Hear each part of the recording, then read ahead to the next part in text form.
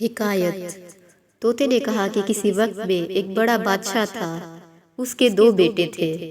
जब बादशाह ने उस दुनिया से कूच किया तब ताज और तख्त का मालिक बड़ा बेटा हुआ और उसने चाहा कि छोटे भाई को मार डाले। तब वो बेचारा डरा और उस शहर से भागा। बात कई रोज के एक तालाब पर पहुंचा। क्या देखता है कि एक मेंढक को सांप पकड़े है और मेंढक धूल मचाता है और ये दोहा पढ़ता है, या रब ऐसे वक्त में ऐसा कोई आए मुंह से जो इस सांप के मेरी जान बचाए। ये दोहा उस मेंढक से सुनते ही शहजादे ने ऐसा डांटा कि मारे डर के सांप ने मेंढक को छोड़ दिया। मेंढक पानी में चला गया और सांप वहीं खड़ा रहा। तब शहजादे ने सांप से शर्मिंदगी खींची और ये बात अपने जी में कही कि किस वास्ते मैंने निवाला उसका उसके मुंह से छुड़ाया। ये कहकर थोड़ा गोश्त अपने बदन का काट कर शहजादे ने सांप के आगे डाल दिया। वो गोश्त की बोटी मुंह में डालकर अपनी मादा के पास गया और उसकी मादा ने जिस वक्त उस गोश्त को खाया वो उससे कहने लगी कि ये तो गोश्त मजेदार कहाँ से लाया। सांप ने सब अहवाल उससे कहा। सांप ने कहा कि जो शख्स तेरे साथ एहसान करे बस तुझको भी लाजिम है कि तू भी शुक्र उसका बजा लावे और उसकी खिदमत में हाजिर रहे। गर सांप आदमी की सूरत होकर शहजादे के पास गया और कहने लगा कि मेरा नाम खालिस है, ये चाहता हूँ कि खिदमत में आपकी हाजिर रहूं।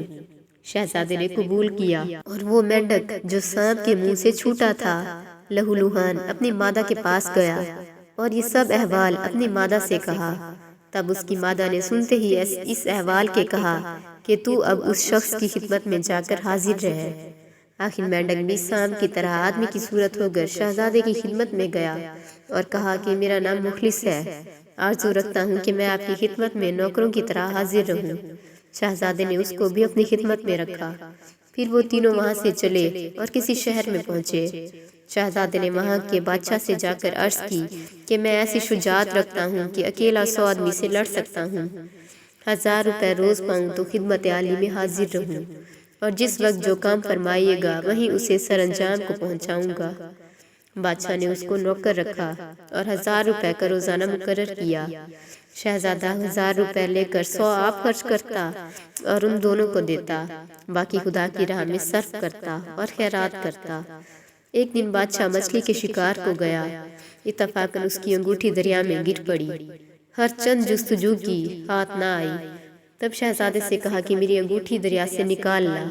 शहजादे ने अपने हमराइयों को कहा कि बादशाह ने इरशाद किया है। उन्होंने अर्ज की कि ये कौन सा बड़ा काम है जो बादशाह ने फरमाया है। फिर मुखलिस ने कहा खातिर जमा रखिए, ये काम मेरा है, मैं बजा लाऊंगा। वही मेंढक की सूरत बनकर दरिया में गया और गोता मारकर अंगूठी ले आया। शहजादा उस अंगूठी को लेकर बादशाह के पास गया और अंगूठी पेश की। बादशाह ने लेकर उस पर बहुत मेहरबानी फरमाई। बात कई दिन के बादशाह की बेटी को सांप ने काटा। हकीमों ने बहुत सी दवा की लेकिन कुछ फायदा न हुआ। तब बादशाह ने शहजादे को कहा कि मेरी लड़की को अच्छा कर। शहजादा उस बात से हैरान हुआ और अपने जी में कहने लगा कि ये काम मेरा नहीं। खालिस ने अपनी अकल से दरियाफ्त किया और कहा कि मुझे उस लड़की के पास ले चलो और एक खुलवत खाना में हम दोनों को बिठला दो। खुदा के फजल से मैं उसे अच्छा करूंगा। शहजादा उसे लेकर और एक हुजरे में दोनों को बिठलाकर निकल आया। खालिस ने अपने मुंह को उस सांप के जख्म पर रखा और जहर सब चूस लिया। लड़की उसी वक्त अच्छी हो गई। तब बादशाह शहजादे से यहाँ तक खुश हुआ कि उस लड़की का ब्याह उसके साथ कर दिया और अपना वली अहद किया। कितने दिनों के बाद खालिस और मुखलिस ने अर्ज की अब हम रुखसत चाहते हैं।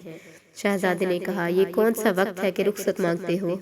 खालिस ने कहा कि मैं वही सांप हूँ कि मुझे गोश्त आपने अपने बदन का खिलाया था, और मुखलिस ने कहा कि मैं वही मेंढक हूँ कि मुझे सांप के मुंह से छुड़ाया।